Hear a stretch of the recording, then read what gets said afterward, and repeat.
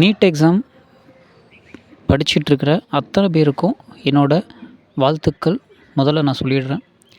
இதுக்கப்புறம் ஒரு முக்கியமான விஷயத்தை பற்றி நான் பேசலான்னு நான் நினைக்கிறேன். அதாவது வருஷக்கணக்காக நம்ம இந்த எக்ஸாமுக்காக தயாராகிட்ருக்கோம். இது ரொம்ப ரொம்ப முக்கியமான எக்ஸாம், நம்மளுக்கு நல்லாவே தெரியும். ஸோ அதை விட முக்கியமாக 1ஆம் வகுப்பு 2ஆம் வகுப்புன்னு ஒரு ஸ்டாண்டர்டாக தாண்டி இன்றைக்கி 12ஆம் வகுப்பு வந்து இன்றைக்கி அடுத்தது நம்ம மருத்துவத்திற்காக நம்ம சேரக்கூடிய அந்த ஒரு தேர்வு தான் நம்மளை முடிவு பண்ண போகுது. ஸோ இதுக்காக தான் நம்ம 12வது வரைக்கும் ஒரு படியாக ஏறி ஏறி வந்திருக்கோம் அப்படிங்கிறத நம்ம வந்து யோசிச்சுக்கணும். இதில் ஒரு நாளும் நம்மளுக்காக சப்போர்ட் பண்ணிகிட்ருக்கிறது நம்மளோட பேரண்ட்ஸு தான். வருஷம் டீச்சர்ஸ் மாறிட்டே இருப்பாங்க. 6th 7th அந்த மாதிரி 8th 9th 10th +1 +2 அப்படின்னு ஒரு இடத்துலையும் ஒரு விதமான டீச்சர்ஸ் நம்ம பார்த்துருப்போம். ஆனால் சின்ன வயசுலேருந்து நம்மளை பெற்றதுலேருந்து இன்றைக்கி வரைக்கும் நம்ம கூட இருக்கிறது நம்மளோட பேரண்ட்ஸ், நம்மளோட பிரதர்ஸ் சிஸ்டர்ஸ் தான். ஸோ நமக்கு வந்து இந்த ஒரு மன அழுத்தம் அப்படிங்கிறது ஒரு சாதாரண விஷயந்தான். அந்த காரியம் நல்லபடியாக நடக்கணும் அப்படிங்கிற அந்த பதட்டம், அந்த பயம், இதெல்லாம் வந்து ஒன்றுமே கிடையாது. கண்டிப்பாக நல்லபடியாக தான் நடக்கவும் போகுது. நல்லபடியாக எக்ஸாமை தான் எழுத போகிறோம். இந்த சமயத்தில் நம்ம தேவையில்லாத சிந்தனைகளுக்கு வழி விடக்கூடாது.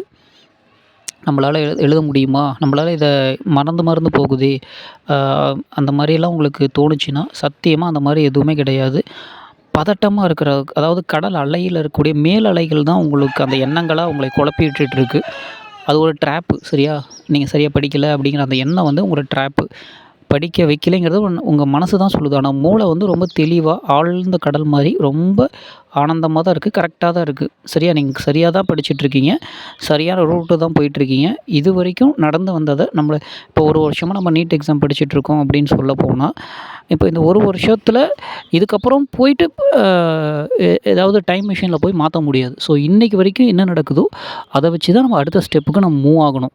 சரியா? நம்ம அந்த மாதிரி நான் பிளான் ஆஃப் ஒர்க்கு சரியாக போடல, அல்லது சரியான கைடன்ஸ் இல்லை, அது இல்லை, இது இல்லைன்னு சொல்லி பேரண்ட்ஸில் வந்து குறை சொல்கிறதோ, அல்லது வேறு ஏதாவது ஃப்ரெண்ட்ஸை குறை சொல்கிறதோ, அல்லது இன்ஸ்டியூட்டை குறை சொல்கிறதோ, யாரையும் குறை சொல்லாதீங்க. அது ரொம்ப ரொம்ப முக்கியம். உங்களை நீங்களே குறை சொல்லாதீங்க, தாழ்த்திக்காதீங்க. கரெக்டாக? இது வரைக்கும் இன்றைக்கி வரைக்கும் இந்த நிமிஷம் வரைக்கும் you are going as in the plan. ஓகேவா? கரெக்டாக தான் போயிட்டுருக்கீங்க. ஒரு வேளை உங்களுக்கு வந்து யோசிக்கிறீங்க, இல்லை நான் ஏதோ மிஸ்டேக், ஏதோ ஒரு சம்திங் எனக்கு குறையுதுன்னு நீங்கள் நினச்சிங்கன்னா ஹோல்ட் ஆன் பண்ணுங்கள். கொஞ்ச நேரம் யோசிங்க. நம்ம என்ன இன்னும் மாடிஃபை பண்ணணுங்கிறத ரெக்டிஃபை பண்ணிவிட்டு அதுக்கப்புறம் நீங்கள் மூவ் ஆகுங்க. ஏன்னா ஒரு 6th அல்லது ஒரு 10th அப்படிங்கிற பட்சத்தில் நம்மளால் வந்து நம்மளுக்கு எல்லாமே பிளான் ஆஃப் ஒர்க் அர்ஜென்ட்டாக இருக்கும். ஸோ எல்லோரும் சொல்லிக் கொடுத்துருவாங்க, இந்த மாதிரி பண்ணு, இந்த மாதிரி படின்னு சொல்லி. ஸோ இப்போ நம்மளுக்கு மெச்சூரிட்டி இருக்குது. ஒரு 17 18 வயசு அப்படிங்கிறது நம்மளால் வந்து யோசிக்க முடியும், பகுத்தாராய முடியும், இதுக்கு அனலைஸ் பண்ணி ஓகே இது இன்னும் பத்தாது, இந்த இடத்துல கொஞ்சம் நம்ம சப்ஜெக்டை ஸ்ட்ராங் ஆக்கிக்கணும் அப்படிங்கிறது நம்மளுக்கு தெரியும். ஸோ அந்த இடத்துல அந்த சப்ஜெக்டை ஹோல்ட் ஆன் பண்ணி அதுக்கு இம்பார்ட்டன்ஸ் கொடுங்க. இப்போ உங்களுக்கு அந்த ஷெட்யூல்டு போட தெரியும். கரெக்டாக? எது முக்கியமோ எது முக்கியம் இல்லையோ, அல்லது எதை நீங்கள் வீக்காக நினைக்கிறீங்களோ மற்ற ஃப்ரெண்ட்ஸோட கம்பேர் பண்ணி உங்களோட தாழ்த்திக்காதீங்க. ஐயோ அவன் என்னடா டக்கு டக்குன்னு ஆன்சர் பண்ணுறான், நம்மளுக்கு என்னடா வரமாட்டேங்குது அப்படிலாம் யோசிக்காதீங்க. அந்த அந்த ரிட்டென்ஷன் சொல்லுவாங்க இல்லையா, அந்த மீட்டு கொண்டு வர்றதுக்கான முதல் வந்து நம்மளுக்கு தைரியமாக இருக்கணும். கரெக்டாக? தைரியம் இருந்தால் தான் அது நம்மளுக்கு அந்த ஆன்சர் வந்து நம்ம பிரெயின் வந்து ஹாப்பியாக தேடி நம்மளுக்கு டக்குன்னு எடுத்து தரும். அது ப்ராக்டிஸ் கொடுக்கணும், அவ்வளோதான். வேறெல்லாம் ஒன்றும் கிடையாது. எதுவுமே தெரியலன்னு சொல்ல முடியாது இல்லையா? ஸோ நேச்சுரலாக ஃபிசிக்ஸ் வந்து ரொம்ப கஷ்டமாக இருக்குது, ஃபார்முலா வந்து ரிட்டென்ஷன் கொண்டு விட முடியல, திரும்ப என்னால் யோசிக்க முடியல அப்படின்னு நீங்கள் சொன்னீங்கன்னா, நம்ம வந்து அதுக்கான யோசிக்கிறதுக்கான டைமை கொடுக்கணும்.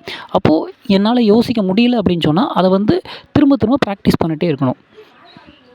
கரெக்டாக? பயிற்சியை விட எதுவுமே சிறந்த ஒரு மந்திரம் எதுவுமே கிடையாது. ஏன்னா ப்ரூஸ்லி அவர்களே நான் ஒரு இடத்துல படிச்சிருக்கேன். அவரோட குவாட்ஸ் சொல்லும்போது 1000 விஷயத்த 1000 வித்தியாசமான ப்ராக்டிஸ் எடுத்தவனை விட ஒரே ப்ராக்டிஸை 1000 தடவை எடுக்கிறவனை வந்து பார்த்தா கொஞ்சம் பயம் இருக்கணும் அப்படிங்கிற மாதிரி. ஸோ அதனால் உங்களுக்கு எந்த பார்ட்டு நீங்கள் வீக்குன்னு நினைக்கிறீங்களோ அதை வந்து ஸ்ட்ரென்தன் பண்ணிக்கிங்க. அவ்வளோதான். எந்த இடத்துல இப்போ இந்த சட்டியில் பானை இருக்க மாதிரி நம்ம பிரெயினில் இருக்கக்கூடிய அந்த சப்ஜெக்ட் நாலேஜ் எந்த இடத்துல லீக் ஆகுதுங்கிறத ஃபஸ்ட்டு கண்டுபிடிங்க. ஓகேவா? இது வந்து சப்ஜெக்ட்டுக்குள்ளே நான் பேசிகிட்டு இருக்கிறது. ஓகேவா? சப்ஜெக்ட்டுக்குள்ளே உங்களுக்கு ஏதாவது கஷ்டமா இருக்குன்னா, அத அனலைஸ் பண்ணி, அதுக்கு வந்து எக்ஸ்ட்ரா ஒரு டைம் பீரியட் போட்டு பண்ணுங்க. 8 மணி நேரம் தூக்கத்துக்கு வந்து தியாகம் குடுக்காதீங்க. ஏன்னா இன்னொரு ஒரு விஷயத்த நீங்க புரிஞ்சுக்கணும்.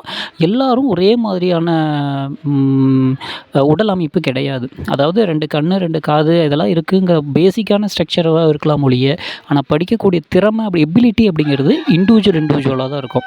கரெக்ட்டா? ஒரு சில பேர் வந்து சாயங்காலம் ஒரு மாலை நேரத்தில ஒரு மரத்தடியில உட்காந்தோ, அல்லது ஒரு நடந்துட்டோ அ அந்த மாரி படிக்கிறவங்களுக்கு ரொம்ப டக்குனு புரிஞ்சிரும். அதாவது 3 மணி நேரம் படிக்கிறத அந்த பர்ட்டிகுலர் டைம் அந்த பொழுது இறங்குன்னு சொல்லுவாங்க இல்லையா? அந்த டைம்ல வந்து டக்குனு படிச்சு முடிச்சுருவாங்க. 3 மணி நேரம் கஷ்டப்பட்டு படிச்சத அந்த 1/2 மணி நேரத்தில படிச்சு முடிக்கக்கூடிய திறமை இருக்கும். அதே மாரி சில பேருக்கு வந்து அதிகாலையில ஒரு 3 மணிக்கு எந்திரிச்சு படிக்கக்கூடிய திறமையும் இருக்கும்.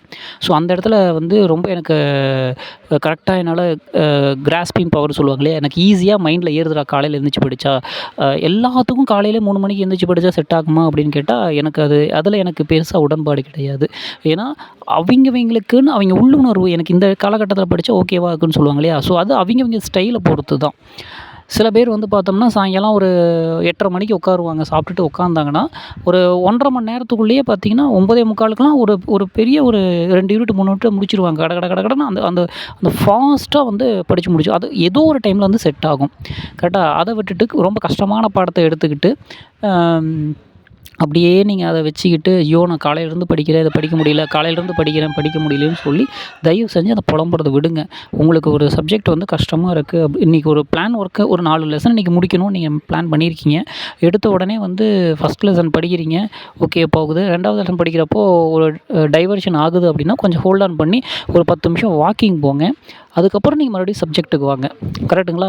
ஒரே மாதிரியே போட்டு, போட்டு அது புரியாத ஒரு சம்ம எடுத்துக்கிட்டோ, அல்லது புரியாத ஒரு கான்செப்ட் எடுத்துக்கிட்டோ, ரொம்ப நேரத்த வேஸ்ட் பண்ணிட்டே இருக்காதீங்க. டைம் பார்த்து, பார்த்து, பார்த்து படிக்காதீங்க.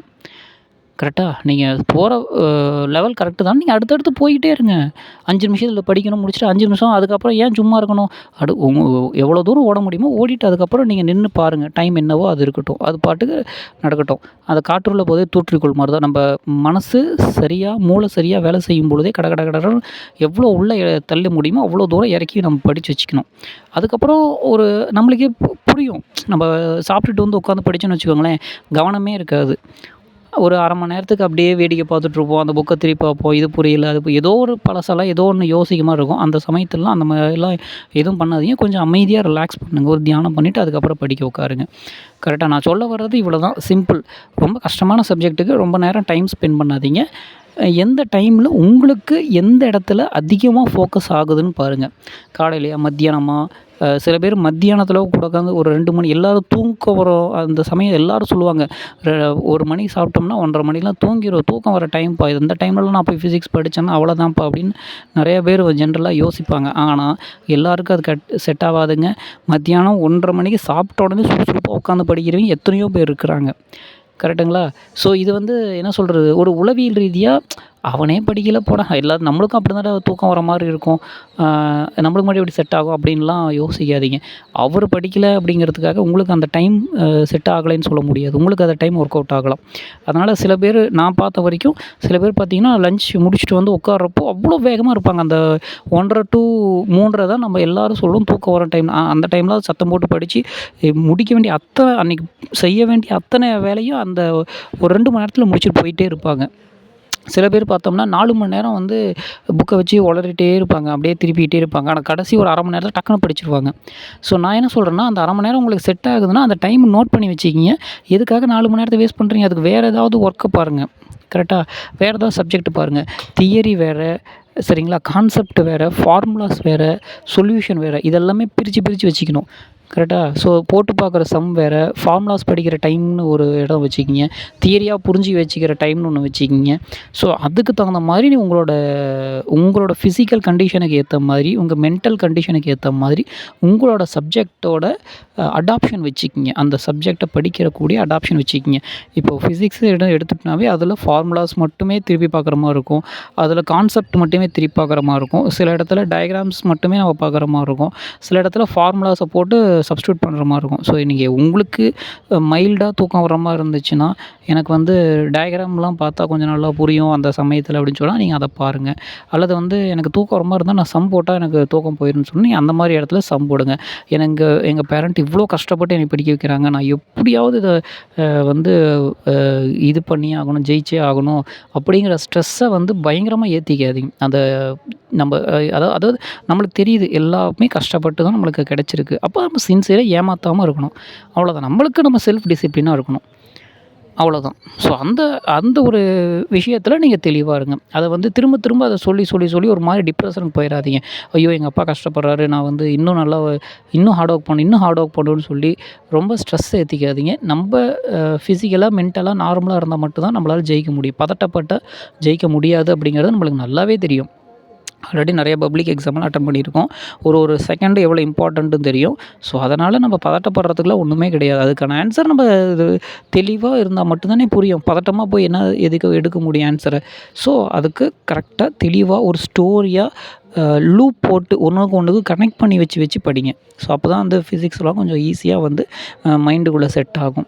கரெக்டுங்களா? அதே மாதிரி ஷெட்யூல்டில் வந்து ஒரு 1 வீக்கு ஷெட்யூல்டு போடுங்க. அல்லது இல்லை எனக்கு 2 நாளைக்கு ஷெட்யூல்டு போடுங்க. ஃபிசிக்ஸாக இந்தந்த நாள் ஒரே நாள்லேயே 3 சப்ஜெக்ட் போடுறது எப்படி அப்படின்னா, ஒரு ஃபிசிக்ஸ் படிக்கணும், அடுத்தது பயாலஜி படிங்க, ஒரு பாட்டனியை படிங்க, அதுக்கப்புறம் கெமிஸ்ட்ரி படித்து மறுபடியும் ஜுவாலஜிக்குள்ளே வாங்க. ஓகேங்களா? ஸோ அந்த மாதிரி ஒரு இது கொண்டு வந்துருங்க. அது கொஞ்சம் எளிமையாக இருக்கும். ஓகேவா? எல்லாத்தையும் போட்டுட்டு அதே மாதிரி வீட்டில் வந்து பேரண்ட்டுக்கிட்டேயும் சொல்லுங்கள். கொஞ்சம் ஃப்ராங்காக பேசுங்க. ஏதாவது ரிலேட்டிவ்ஸ் வந்தால் டிவி சத்தம் போட்டு வச்சுக்கிறது, அல்லது யாராவது சும்மா வந்து டிஸ்டர்ப் பண்ணுற மாதிரி இருந்ததுன்னா நீங்கள் ஓப்பனாக பேரண்ட்டுகிட்ட சொல்லுங்கள். அதாவது இவ்வளோலாம் பண்ணியே நீ என்ன ஜெயிச்சியா அப்படின்னு கேள்வியெல்லாம் பின்னாடி கேட்பாங்களே, நம்ம எப்புட்றா வந்து இதெல்லாம் சொல்கிறதுன்னுலாம் யோசிக்காதீங்க. பேரண்ட்டுகிட்ட சொல்லுங்கள். நம்ம அப்பா அம்மா தானே. ஸோ சின்ன வயசுலேருந்து நம்ம கஷ்டப்பட்டு வளர்த்துனவங்களுக்கு புரியும் நம்ம சொன்னால். அம்மா எனக்கு இந்த மாதிரி வந்து டிவியெல்லாம் பார்க்காதீங்க கொஞ்ச நாளைக்கு, அல்லது இது எனக்கு டிஸ்டர்பாக இருக்குது. ஏன்னா நிறையா வீட்டில் வந்து ஒரே ரூம், ஒரு 2 ரூம் தான் இருக்கும். சமையல் கட்டும், ஹாலும் மட்டும்தான் இருக்கும். ஸோ அங்கே வந்து ஹாலில் உட்காந்து படிக்கிற மாதிரியான சிச்சுவேஷன் தான் இருக்கும். ஸோ அதில் வந்து ஃப்ரெண்ட்ஸ் ஒரு பக்கம் வந்து டிஸ்டர்ப் பண்ணுற மாதிரி இருக்கும், அல்லது ரிலேட்டிவ்ஸ் யாராவது வந்து அந்த வேலையை வை, இந்த வேலையை வைங்கிற மாதிரி இருக்கும். ஸோ அந்த மாதிரிலாம் வந்து அன்கம்ஃபர்டபுளாக நீங்கள் ஃபீல் பண்ணாதீங்க. அதை வந்து ஃப்ராங்காக நம்ம பேரண்ட்டுகிட்ட பேசலாம். சரி, நம்ம அப்பா அம்மாட்ட பேசலாம். அதே மாதிரி வந்து டிவி வந்து அதிக நேரம் அந்த மொபைல் வந்து யாரோ ஒருத்தர் யூஸ் பண்ணிகிட்ருக்காங்க, அல்லது டிவி சத்தமாக வச்சு பார்க்குறாங்க. இதெல்லாம் வந்து இதை நீங்கள் அவங்ககிட்டயே போட்டே காமிங்க. பேரண்ட் இருந்தீங்கன்னா தயவு செஞ்சு இந்த செல்லோ அல்லது அவங்க முன்னாடி சத்தம் போட்டு பேசுகிறதோ, அல்லது வந்து நெகட்டிவாக நான் இவ்வளோ கஷ்டப்பட்டு உனக்கு படிக்க வைக்கிறேன், நீ எப்படியாவது ஜெயிச்சிரு, எப்படியாவது பண்ணிவிடு அப்படின்லாம் சொல்லாதீங்க. அதெல்லாம் அவங்களுக்கு அந்த சீரியஸ்னஸ் புரியுது. ஓகேங்களா?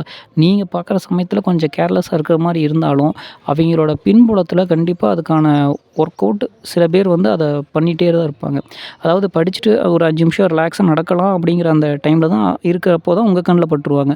ஏன்டா இவ்வளோ கஷ்டப்பட்டு படிக்க நீ சும்மா நடந்துகிட்டு இருக்கிறியாடா அப்படின்ற மாதிரிலாம் நம்ம எப்போ ரிலாக்ஸ் பண்ணுறோமோ அந்த டைமில் தான் அவங்களுக்கு அது கண்ணில் பட்டு அது திட்டுவாங்க. பக்கத்து வீட்டுக்காரனாலும் திட்டுவாங்க, ஏன்டா சும்மா ஏன்டா சுற்றிட்டு இருக்கிற அப்படின்ட்டு. ஸோ அதெல்லாம் வந்து யார் எதை பேசினாலும் கவலைப்படாதீங்க. உங்களோட டார்கெட் வந்து செட் பண்ணிக்கிங்க. ப்ரீவியஸ் இயர் கொஷின் பேப்பரை டெய்லியும் பாருங்கள். ஓகேவா? டெய்லியும் பாருங்கள். அந்த கொஷின் பேட்டர்ன் என்னன்னு பாருங்கள். டெய்லியும் நான் சொல்கிறது என்னன்னா, சிலபஸை வந்து பார்த்துட்டே இருங்க. சிலபஸை பாருங்கள், ப்ரீவியஸ் இயர் கொஷின் பேப்பரை பாருங்கள். அதுக்கப்புறம் உங்கள் சப்ஜெக்டை எது கஷ்டமான சப்ஜெக்ட்டு நீங்கள் அந்த ஃபிசிக்ஸ் வால்யூம் 1 and 2 இருக்குது, +1 +2 எல்லாம் படிக்கணுங்கிறப்போ எது ரொம்ப டஃப்பு அப்படின்னு நீங்கள் டிசைட் பண்ணி வச்சுருப்பீங்களா? ஸோ அதை வந்து பாருங்கள். அதை வந்து தூங்குறதுக்கு ஒரு 10 நிமிஷம் முன்னாடி அதை வந்து பாருங்கள். பொறுமையாக பாருங்கள்.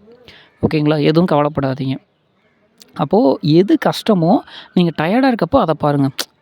நான் சொன்னேன்ல, மத்தியானம் சாப்பிட்டு ஒரு 1:30 மணிக்கு ஒரு மாதிரி மைல்டாக இருக்கும். அப்போ ஏதாவது எண்ணத்தை யோசிக்க தோணும். இப்படியே படிச்சுட்டு இருந்தால் என்னடா ஆகிறது, அந்த மாதிரிலாம் யோசிப்பீங்களே, நம்மளால் ஜெயிக்க முடியுமா, இவங்கெல்லாம் நம்மளை என்ன சொல்லுவாங்க தோத்துட்டா அப்படின்னு அந்த நெகட்டிவ் எண்ணம்லாம் வரலையே, அந்த சமயத்தை வேஸ்ட் பண்ணாதீங்க. நெகட்டிவ் எண்ணத்தை வளர்த்தாதீங்க. அப்போது நீங்கள் என்ன பண்ணணும் அப்படின்னா, ரொம்ப ரொம்ப கஷ்டம் நீங்கள் எழுதி வச்சுருப்பீங்க இல்லையா, அதை வந்து ஒரு சின்ன ஒரு ஹிண்ட் பேப்பரில் நோட் பண்ணுங்கள். அதாவது நான் ஃப்ரீ டைமில் என்னோடய ரிலாக்ஸ் டைமில் இந்த பேஜை நான் பார்க்கணுன்னு சொல்லி அந்த பேஜ் ஹிண்ட்டை வச்சுருங்க. ஸோ அது ரொம்ப கஷ்டமான டைமில் நீங்கள் அதை பார்த்தீங்கன்னா அப்போ இன்னும் உங்களுக்கு ஒரு பூஸ்டப்பாக கிடைக்கும். டக்குன்னு இது எல்லாமே ஒரு ஐடியாலஜி தான். ஓகேங்களா? ஸோ அதனால் ஸ்ட்ரெஸ் எல்லாம் நீங்கள் ஒரு மாதிரியெல்லாம் வெக்ஸ் ஆகாதீங்க. தனிமையாக இருக்கிற மாதிரிலாம் இருக்காதீங்க. உங்களுக்கு கூட எல்லோரும் இருக்காங்க. சரியா? எல்லாரும் இருக்காங்க. Not only the parents and teachers and your friends. ஓகேங்களா? என்ன போல நெறைய பேர் இருக்காங்க. எப்படியாவது இங்கே இருக்கிற ஸ்டூடெண்ட்ஸ் வந்து ஸ்ட்ரெஸ் இல்லாம படிக்கணும். நல்லபடியா வந்து அவிங்களோட கேரியர் செட் ஆகணும். அவிங்க நல்லா இருக்கணும் அப்படிங்கிற எண்ணத்தில எந்த மாற்று கருத்து இல்லாம 1000, 2000 பேர், லட்சம் பேர் இருக்காங்க. நான் இருக்கேன். ஓகேங்களா? ஸோ ரொம்ப ஸ்ட்ரெஸ் ஏத்திக்கிட்டு, ரொம்ப கஷ்டப்பட்டு சிரமப்படுத்திலாம் படிக்காதீங்க. அழகா ஒரு காத்து பலூன்ல எப்படி பட்டம் எப்படி அழகா பறக்குது, புறா எப்படி அழகா பறக்குது, அந்த இயற்கை காட்சிகள கொஞ்சம் மாலை நேரத்தில பாருங்க. அந்த தென்னங்கீற்று அசையிறத, ஒரு தென்றல் காற்ற உணருங்க. மாலை நேர சூரியன கொஞ்சம் கவனிங்க. ஓகேங்களா? ஸோ இதெல்லாம் உங்கள் மைண்டுக்கு வந்து நல்லா ரிலாக்ஸாக இருக்கும். என்னோடய ஃப்ரெண்டு சொன்னான், மியூசிக் கேட்டால் நல்லா டென்ஷனாக இருக்கப்போ சாங் கேட்டால் கொஞ்சம் நல்லாயிருக்கும் அப்படின்னு சொல்லி புது புது சாங்காக போட்டு கேட்குறேன். அதெல்லாம் வந்து ஒரு 10 நிமிஷமாவது டிவி பார்த்தா நல்லாயிருக்கும். இதெல்லாம் வந்து ஆர்ட்டிஃபிஷியல், நம்ம கண்டுபிடிச்சது தான். ஆனால் உண்மையாலுமே இயற்கையில் தான் அதுக்கான சொல்யூஷன் இருக்குது. நீங்கள் ஒரு தென்னை மர தென்றல்லையும், ஒரு குயிலோட சத்தத்துலையும் அமைதியாக அதை நோட் பண்ணி பார்த்தீங்கன்னா, உங்களுக்கே அது ஒரு எல்லாமே உங்களுக்கு புரிய ஆரம்பிச்சிரும். ஓகேங்களா? எல்லா கஷ்டமும் உங்களுக்கு தீர ஆரம்பிச்சிரும். இந்த மொபைல் ஃபோனு இதெல்லாம் வந்து ஒரு சாதாரண விஷயம் தான். அது நம்ம படித்து ஜெயிச்சு முடிச்ச வாட்டி அசால்ட்டாக அடிச்சுட்டு போயிட்டே இருக்கலாம். ஓகேவா? ஸோ அநேகமா நான் சொல்ல வந்த விஷயம் என்னங்கிறது ரொம்ப தெளிவா சொல்லிட்டேன்னு நினைக்கிறேன். பதட்டப்பட தேவையில்ல. பயம் நம்மளுக்கு தேவையில்ல. ரொம்ப கான்ஃபிடென்ட்டா இருங்க. கஷ்டமான சப்ஜெக்டை கொஞ்சம் டைம் ஷெட்யூல்டு போட்டு படிங்க. ஓகேங்களா? ஸோ நீட் எக்ஸாம்லாம் ஒன்றுமே கிடையாது. நம்மளுக்கு முன்னாடி நிறையா பேர் லட்சக்கணக்கில சாதிச்சிருக்காங்க. ஒரு வருஷமும் சாதிச்சுக்கிட்டு தான் இருக்கிறாங்க. ஸோ நம்மளாலேயும் முடியும். அதனால் புதுசா எங்கேயோ இருந்து வர எக்ஸாம்லாம் கிடையாது. நம்மளுக்கு அதுக்கான சரியான ப்ராக்டிஸ் இல்ல. அவைங்க நல்லா படிச்சத நம்ம படிக்காம விட்டுருப்போம். படிக்காம விடணுங்கிறது கடல அது ஏதோ ஒரு கவனிக்காம விட்டுருப்போம். ஸோ அதையும் தேடி புடிச்சு படிங்க. எது படிக்கணுமோ அத கண்டிப்பா படிங்க.